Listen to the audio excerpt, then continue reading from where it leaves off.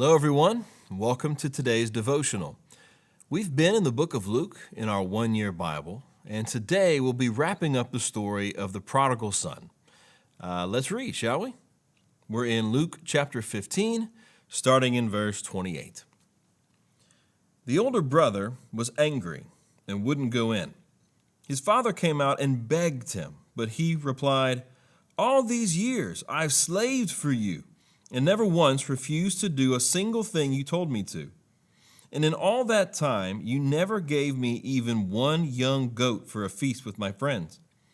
Yet, when this son of yours comes back after squandering your money on prostitutes, you celebrate by killing the fattened calf." His father said to him, "Look, dear son, you have always stayed by me, and everything I have is yours. We had to celebrate this happy day, for your brother was dead and has come back to life. He was lost, but now he's found."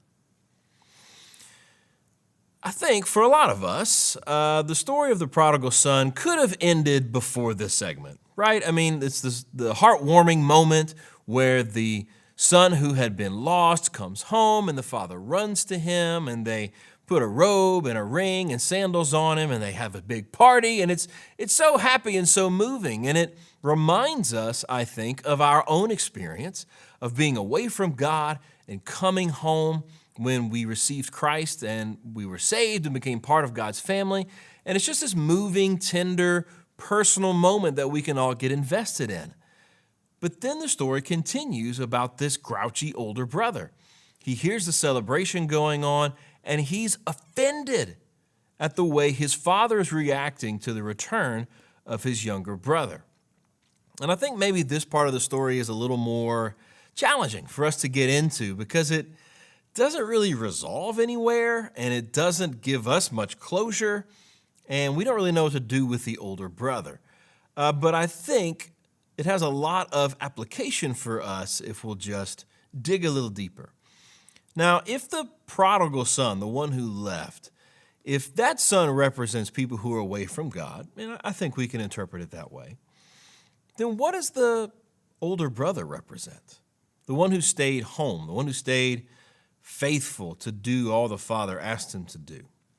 Well, for our purposes today, I think we can interpret that brother as those of us who've been a part of the faith for a long time. We're the veterans. We're the church people. You know where we're going to be on a Sunday. We're going to be here early. We're going to be serving. We're going to be doing. We're going to be helping. We're the old guard. And I think for a lot of us, I've been a Christian since I was 7 years old, serving God. I've been, part of the worship team when I was 12 and always been involved as much as I can in as many things as I can because I love the Lord. But there's a danger that comes with that long-standing faithfulness in God's house and in God's presence, and that is we can start to get critical and have a lot of disdain for people who are maybe new to the faith. And just like this older brother, we can actually get offended when people who don't have their lives together, who don't do everything right, as we might judge, show up and seem to get so many benefits, so many blessings, like they don't even have to pay for what they've done. And we look around at our fellow believers and our fellow church members and we think, God, this place is full of sinners. We lose sometimes our grace and our mercy, the grace and mercy that we once rejoiced to receive for ourselves. And I want to challenge us today with this idea. The older brother never broke fellowship with his father. He was always in the house. He was always serving, always doing, but he lost intimacy. And that lost intimacy is reflected in the lack of grace he has for his brother. So my challenge for us today is this.